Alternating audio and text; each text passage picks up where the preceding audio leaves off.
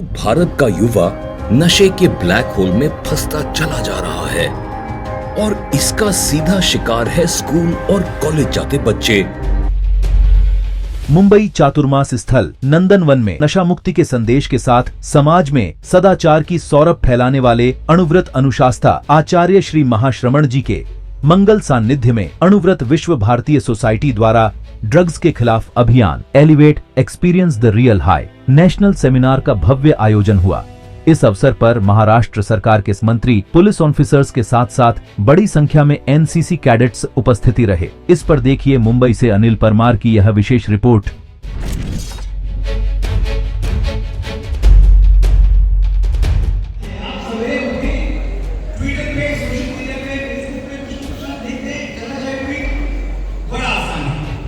लेकिन बड़ा मुश्किल है कि किसी गिरते हुए की तरफ मदद का हाथ बढ़ाया जाए, उसकी उम्मीद मानी जाए, उसे सही दिशा दिखाई जाए, ये बड़ा मुश्किल है। इस देश में हमेशा सेवा और त्याग की पूजा हुई है। आज के इस दौर में नशा युवा पीढ़ी के साथ साथ हर वर्ग के लोगों बीच में एक बड़ी चुनौती बन गया है। नशा सिर्फ एक व्यक्ति के स्वास्थ्य को ही नहीं खराब करता, बल्कि पूरे समुदाय को नष्ट करने का कारण बन रहा है। इसके पहले कि हम आपको इस सेमिनार के बारे में और विस्तार से बताइए, पहले आप यह वीडियो देखिए।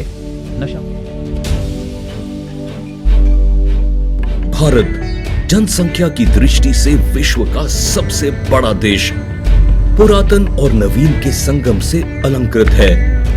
हमारी 65% आबादी युवा है और यही युवा डिसाइड करेंगे कि भारत का फ्यूचर कितना ब्राइट होगा।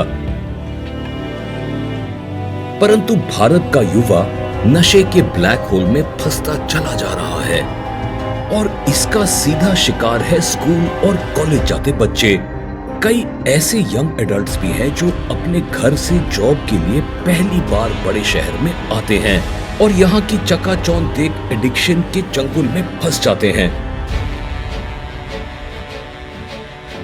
अब तक अणुव्रत आंदोलन के नशा मुक्ति अभियान के अधीन लोगों को तंबाकू, गुटखा, शराब आदि से दूर रखने के लिए संकल्पित किया जा रहा है और आज के बदलते इस माहौल में एक और अभियान का आगाज होने जा रहा है।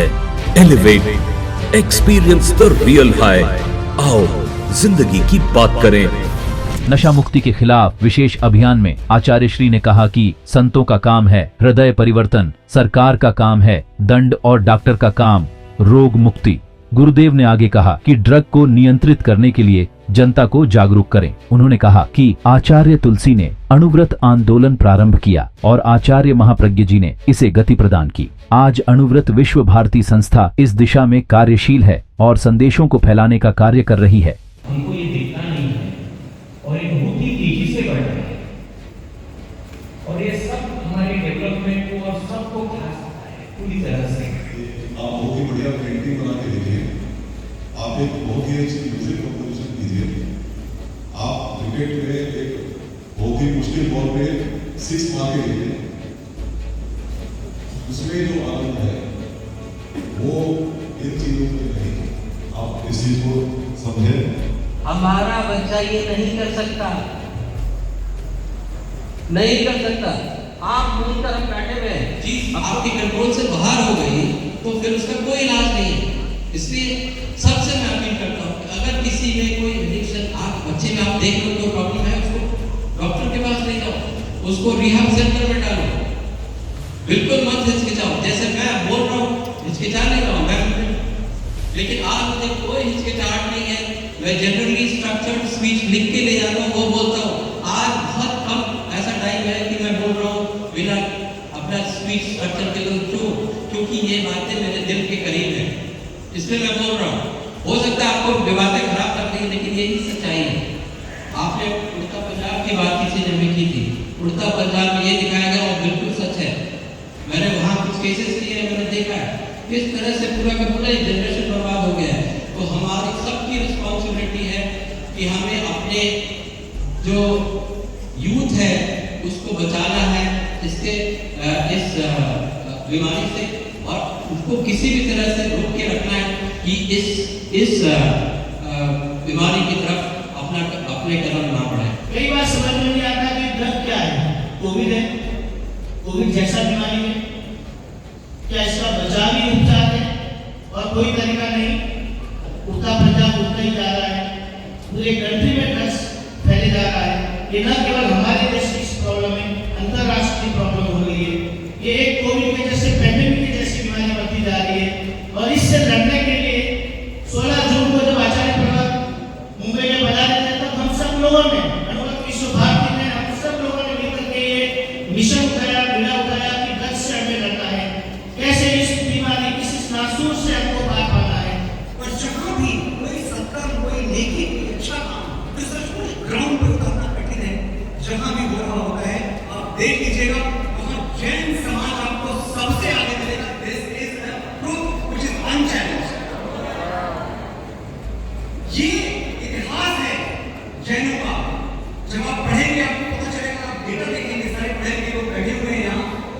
इस देश में तकरीबन 16,000 गौशालाएं हैं, 16,000, जहाँ गाय की सेवा माता की तरह की जाती है।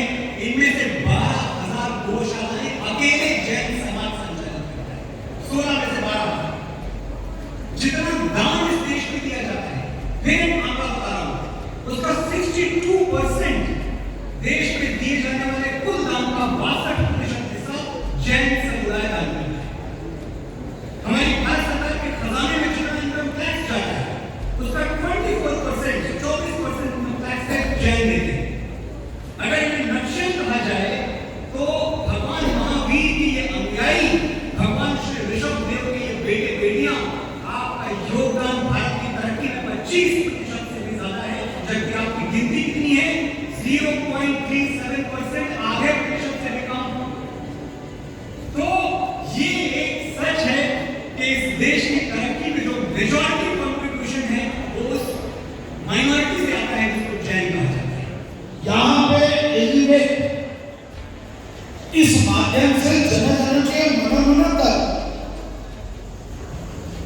हम यहाँ पर चिंतन करते हुए